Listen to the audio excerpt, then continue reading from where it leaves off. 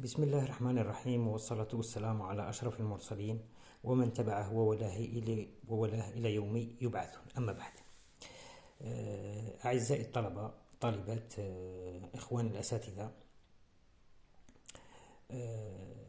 بمناسبة اليوم العالمي للرياضيات، أمامنا اليوم بإذن الله تعالى مشروع من إعداد الطالب إياد بهاء الدين خروبي المتمدرس بثانوية عبد الحميد قباطي بلدية ودره ولاية غليسان. المشروع هو حول العلاقات الرياضياتية، وخاصة زوايا المثلث وعلاقتها بالنصف دائرة. المشروع هو في حقيقة الأمر عبارة عن حقيبة تحمل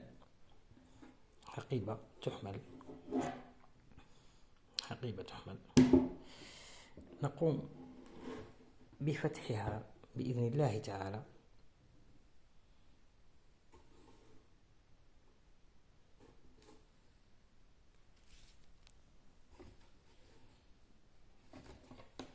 بسم الله على بركة الله. أو أمامنا المشروع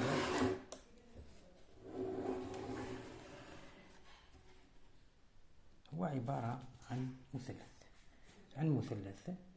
فيه ثلاث زوايا.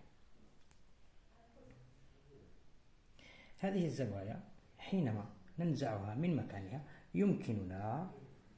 يمكننا إنشاء بواسطتها نصف دائرة. ونصف الدائرة أكيد يعني معروف عليها أن قياسها هو بالدرجات 180 درجة، وبالراديان هي B. ولدينا زوايا المثلث كذلك زوايا 180 درجة، أي بواسطته يمكننا إنشاء نصف دائرة. إليكم التجربة. نبدأ بنزع الزوايا. ننزع الزاوية الأولى، نضعها في مكانها بهذا الشكل. ننزع الزاوية الثانية كذلك، بسم الله، نضعها في مكانها بهذا الشكل. ننزع الزاوية الثالثة كذلك، نضعها في مكانها. وهنا إليكم الشكل النهائي.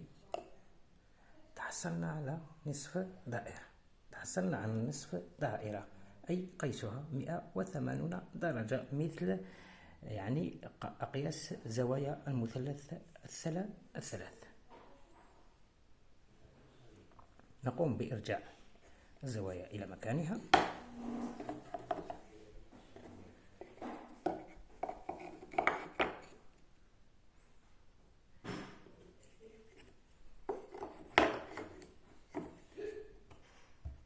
هكذا، ثم نقوم بغلق هذا المشروع.